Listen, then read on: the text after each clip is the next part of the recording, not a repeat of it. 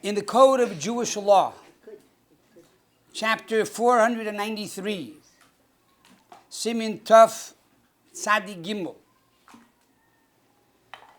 it states over there that on Lag Baomer, on the 33rd day of the Omer, we do not recite Tachnun. We do not recite penitence, prayers that deal with sin and forgiveness, for it's a day of joy. Says the commentary, the Ateres V'Keinim, what is the reason for this? It's a minig Eretz Yisrael, it's a minig of Jews, a custom of Jews that live in the land of Israel. Leilech, to go al Kivrei Rashbi, to the tomb of Rashbi and his son on this day of Lag Baomer.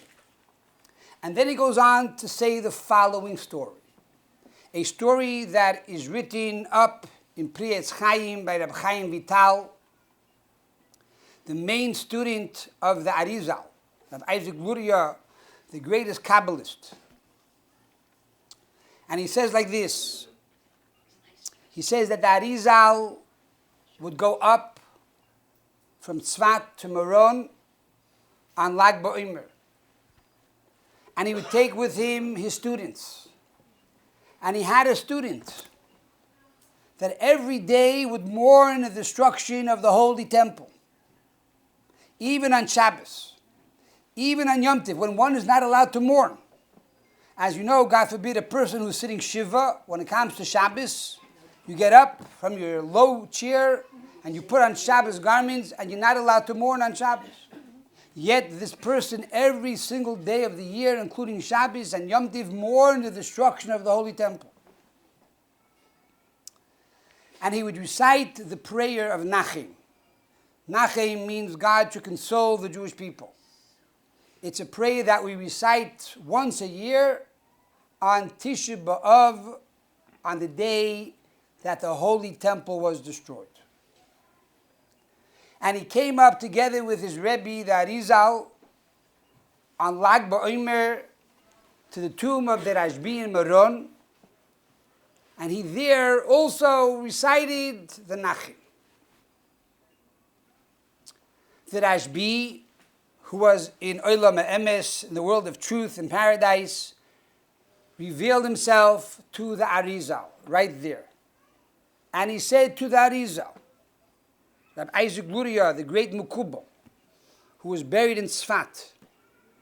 And he said to the AriZal, you should know that your student on my day of joy is mourning.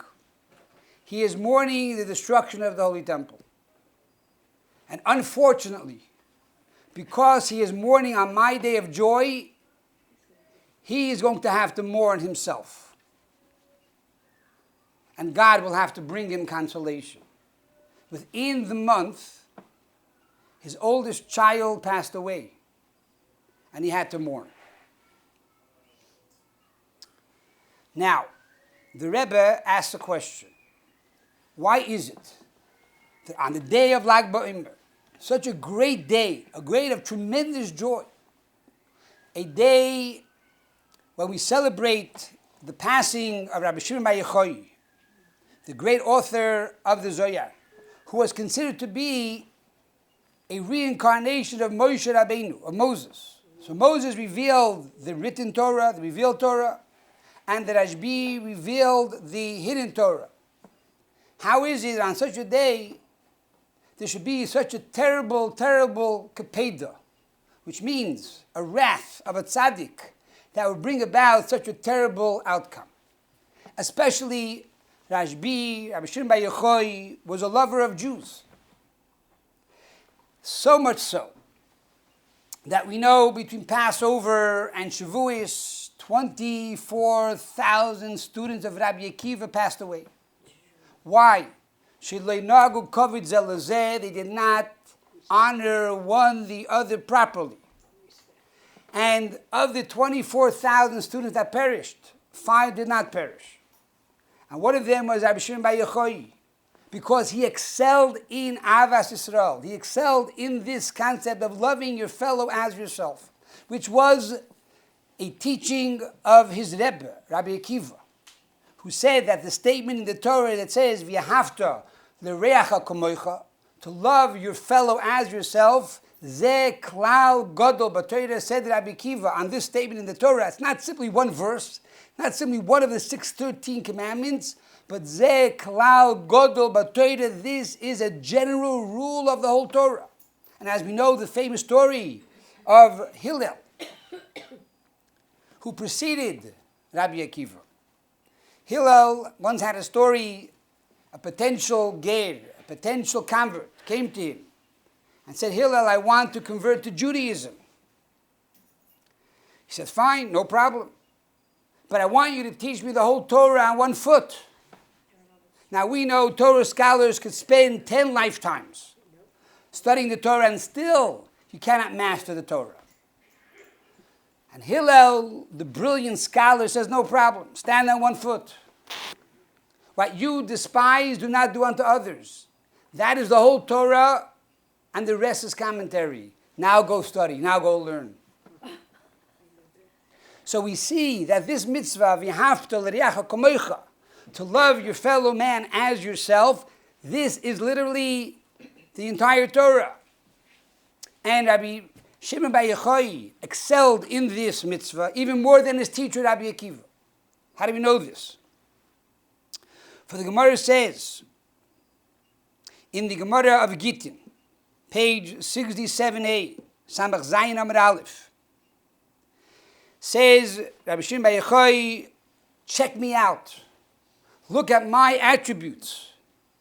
My attributes are terumos mitrumos shel Rabbi Akiva.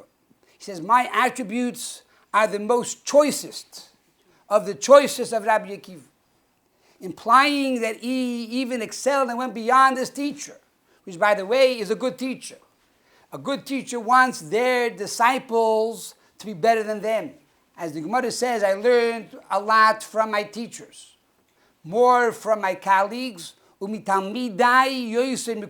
my students more than everyone. So Rashbi reached this level of Avas Yisrael. And that is why on Lag Baomer we need to excel in this mitzvah of Avas Yisrael, of loving our fellow Jew as ourselves. Yet, on this day, the student of Rabbi Luria, the AriZal, came and he said Nachem, and because of this, Rashbi said, a terrible thing will happen to the student. How do we understand this? And the Rebbe says that the reason for this is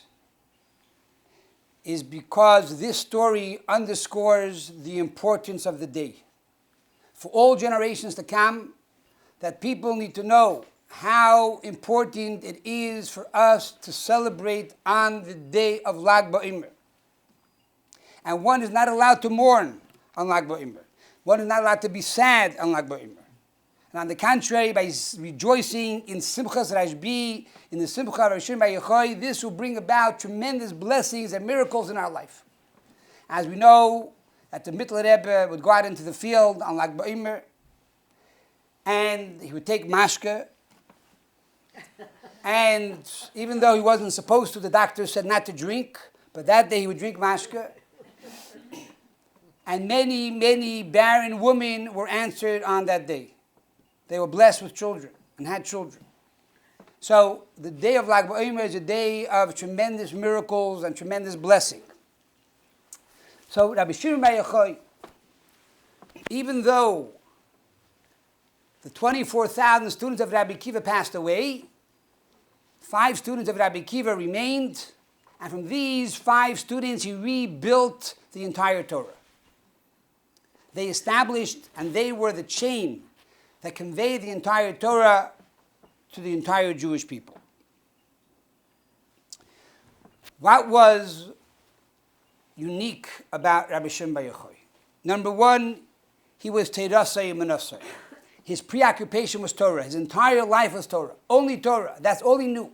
Day and night, he studied Torah. So much so that the Mishnah says one whose life is Teirasai Menasai is not obligated to stop even to pray, because their whole life is Torah Menasai. His whole life is Torah. But more than that, what made him different than his colleagues who also had the Torah, his whole life and preoccupation was Torah, was the fact that he revealed the secrets of the Torah to his colleagues and students and to the Jewish people. And more than that, he made them one. When he studied Nigla, when he studied the revealed Torah, he studied it like Chassidus, like Pnimius Torah, like the secrets of the Torah. And when he studied the secrets of the Torah, he studied it like the revealed Torah. What does that mean? Number one, the secrets became revealed. Even though it was supposed to be kept secret, he revealed it to his entire generation. And his generation, even children, would run around the streets reciting words of Zohar, words of Kabbalah. Number two, when he studied the Talmud, we studied Nigla. He studied it like Chassidus, like Pnimius Torah. What does that mean? When a person studies the secrets of the Torah, you see godliness revealed before you. And this reveals and inspires your Yirah Shemayim, your awe of heaven, and your love of God.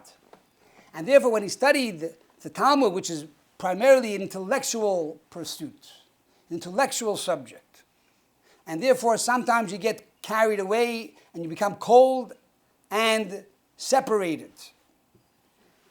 When Rashbi learned the Talmud, he learned it like he studied Pnimius Torah. He studied with the same warmth and the same love and the same awe of Almighty God. So therefore, Lag Baomer is a day that we need to study Pnimius Torah. We need to study the secrets of the Torah.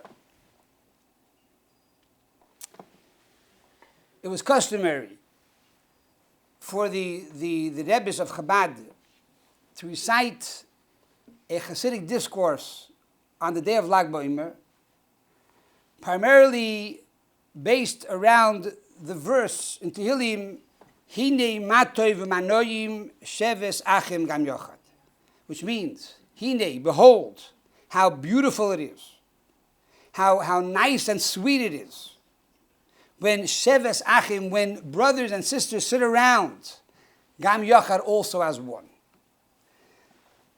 This is a teaching of the Rashbi on Tehillim in the Zohar. A story goes that there was a time when there was no rain falling in Israel.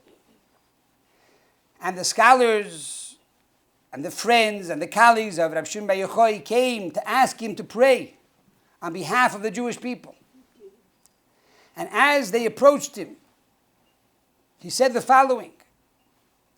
He said, Hine matoi v'manoyim sheves achem gam yochad.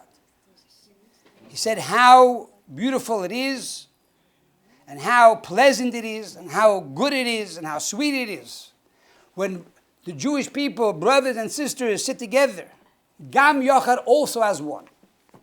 And he asked the question in the Zohar, what is the meaning of also as one? If you're sitting together, then it's also as one. But why gam yochad? And he explained that this alludes to the Shekhinah, God's presence and the Jewish people. This is the love between a husband and a wife. And sometimes the husband and wife can be sitting next to each other, but they're looking at the wall. They're looking at two separate places. So it's sheves achim, you're sitting together, but it's not gam yochad. It's not together face to face. Gam yochad also has one means you have to be face to face. When God is face to face with the Jewish people, God who's the groom, we who are the bride are face to face, then there's rain, then there's blessing. However, when God turns away from the Jewish people, there is no rain. Rabbi Shimon Bar Yochai concluded, go back and tell them that God will return his face, his countenance to the Jewish people, and it will rain today. We see when Jewish people are united, sheves achem gam yochad, not only that we sit around the same table, but we look at each other eye to eye, face to face. This brings about all the rain, all the blessings, material and spiritual blessings and protection for Am Yisrael. The previous Rebbe, Rabbi Yosef Yitzchak, once explained on this verse, on Lag Baomer, Hine matov v'manoyim, sheves achim gam yochad. If the Jews are singing together, very nice. Why gam yochad also as one? And he explained that sheves achim represents a chassan and kallah. A bride and a groom are engaged. They have to still be separated. They're singing together at the same table, but they're still not one. They're not yet married. They're betrothed, perhaps. They are engaged, but they're not yet married. Gam yochad also as one, this represents marriage. And therefore there are two stages. There's sheves achim, you first have to court each other, see each other, like each other, and then you reach the higher level of unity. Lag Baomer is the betrothal between God and the Jewish people, and Shavuot is the marriage between God and the Jewish people. But the most important lesson here for us is that we as Jews need to know. Number one, we have to sit down at the table with our brothers and sisters. Sheves achim. We have to break bread. We have to eat matzah together. However, that's not enough. Gam yochad. We truly have to care for another Jew. We have to love another Jew. We have to look in the eyes of the other Jew, face to face. And even though we have differences, 2 Jews, 3 opinions. 3 Jews, 5 opinions. 6 Jews, 100 opinions. Still in all, we have to love each other. We are brothers, we are sisters, we are one people. If we don't care for each other, if we don't protect each other, who will? Hamas. Who's going to protect us? We need to protect one the other and love one another. And this is the way we're going to have all the blessings. This is the way we're going to have the rain.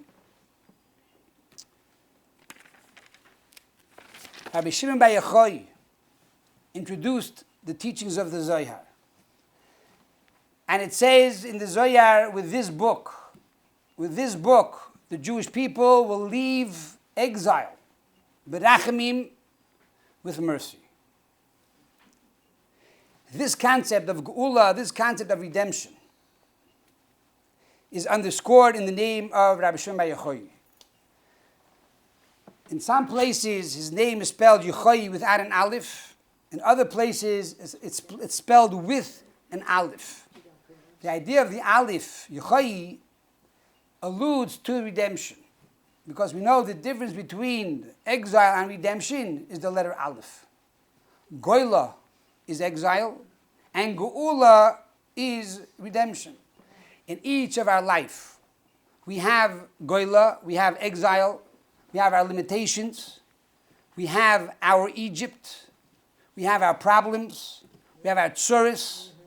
But then you take the aleph. What is the aleph? Aleph stands for Alufo Shel Olam, the master of the universe.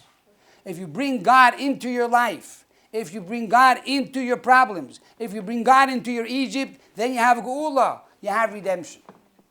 And this is what Rabbi Shimon Bar Yochai taught us, that even when we live in exile, even when we're going through hard times, it's brought down in Chassidus that there were souls of the holy Tanoim and holy Tzaddikim, that even though they were in exile, they were beyond exile. They did not live in the everyday world. They were living in a world where the temple was built. And one of these people was Rabbi Shimon Bar Yochai. He did not understand the concept of golus, of exile. He could not understand the concept of the destruction of the Holy Temple. Because in his world, everything was beautiful. In his world, everything was perfect. And therefore, when a person comes to his grave, on the day of his Yahrtzeit, when he is now going higher and higher in heaven, and starts to cry over the destruction of the Holy Temple, it's a paradox, it's a problem. Because in his world, there is no destruction. In his world, he only sees the Aleph, Alufo Shel Olam, the master of the universe, and the master of creation. And this is the lesson of Lag Baomer for all of us, that we have the power in our daily life to bring in the Aleph, Alufo Shel Olam, the master of the universe. And even though there are difficulties and challenges in our daily life, we have the ability to rise above this and to be in the virtual reality of redemption, of geula. This is also connected with the attribute of Lag Baomer. We know that each night we recite the Sfira, we recite the Sfiras Omer, and each day we count for 49 days between Passover and Shavuos. And each day is not only a day, but each day we're climbing up the ladder. In other words, when Lag Baomer comes and we say today is 33 days of the Omer, we don't say it's the 33rd day of the Omer. It's 33 days. Why? Because really you're building. Each day you build on the previous accomplishments. So now you have 33 days of transformation, 33 days of service, 33 days of new light, of holiness that we are acquiring each day of the Shvira. So what is the attribute of each day? When it comes to Lag Baomer, the attribute is Hoid Shebahoid. Hoid means to acknowledge and to glorify. Hoid Shebahoid, we acknowledge that we don't know. We acknowledge that we need to acknowledge. In other words, God is infinite, God is so great, and we understand that we cannot even begin to understand His greatness, so we acknowledge that we don't know. That's what the day is. A day of tremendous revelation of the secrets of the Torah. We understand that we know nothing. That is what Lag Baomer is all about, and that's the beginning. If you want to learn, you got to start from ground zero. You have to know you know nothing, and God is totally infinite. Now you can start learning. The moment you think you know nothing, or you know everything rather, you know nothing. If you know nothing, you know something. So this is Lag Baomer. Now, on one hand, it's Hoid Shebahoid, which means to acknowledge that I acknowledge. But in truth, in Kabbalah it says that when we count the 49 days, when we count the 49 Sfirot, there are two ways to count it. One way is Chesed Shebechesed, which is kindness of kindness, and you go down Chesed to Gevura to Feres, Netzach, Hoid, Yesod, Malchus. But then there's another way according to Kabbalah, that we start from the bottom up. We start from Malchus. First, we start from kingship. Then we go up to Yesod, which is bonding. Then we go up to Hoid, etc., etc. So if we now look at Lag Baomer, instead of from top to bottom, bottom up, in the reverse, Lag Baomer is also Teferes Shebetferes, beauty of beauty, which is the day of the birthday of the Rebbe Marash. The Rebbe Marash was born the second day of Iyar, and his Sephira is Teferes Shebetferes, which is perfection of perfection, awesomeness of awesomeness. And the theme of the Rebbe Marash is, the world says, if you have a problem and you can't go under the problem, then try to go over the problem. I say, I say go over to begin with. In other words, this theme of the Rebbe Marash adds to the theme of Lag Baomer. And that is, on the day of Lag Baomer, we have the ability to go from a place of exile, from a place of darkness, to a place of holiness and redemption in one quantum leap, in one jump. Tferes Shebetferes. You got to go jump over the top. And this is the idea of Lag Baomer. The word Lag Baomer simply means Lag, Lamed Gimel 33. But Lag Baomer also means Gal, Einai, to open up my eyes. And let me see the secrets of your Torah. Gal Einai, open up my eyes that I see the truth of the entire universe. It's a day that God removes all the blinders from the opaque universe. And we're able to see the essence of ex nihilo, of how God truly creates the world every moment anew. So let me conclude with one final story. And that is, my grandfather, Rabbi J.J. Hecht of blessed memory, would be the MC of the Lag Baomer parades. He was the coordinator, and he would also introduce the Rebbe and translate the Rebbe's talks. One year, as he was putting together the itinerary and he sent it into the Rebbe before the parade to tell the Rebbe all the floats and all the marching bands, etc., he wrote at the bottom of the zettel, the bottom of the itinerary, he said, Rebbe, I'm having a very hard time now in the office. Things are very challenging, very difficult. And he gave it into the Rebbe. It was a Thursday. The Rebbe did not respond to the itinerary. And Sunday morning, the Rebbe came out to the parade. My grandfather translated.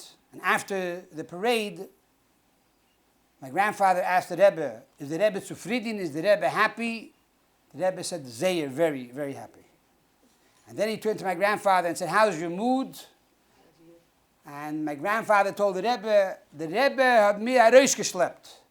The Rebbe pulled me out of my situation. Things are great. And the Rebbe said, nein, aufgehoben. I didn't pull you out, I lifted you up. And this is the whole idea of Lag Baomer in one word. Aufgehoben. It's a day that God lifts up the Jewish people. It's a day that we have the ability to see from afar, from a bird's eye view, the whole picture of creation. It's a day that we can go from the lowest abyss to the highest levels of spirituality.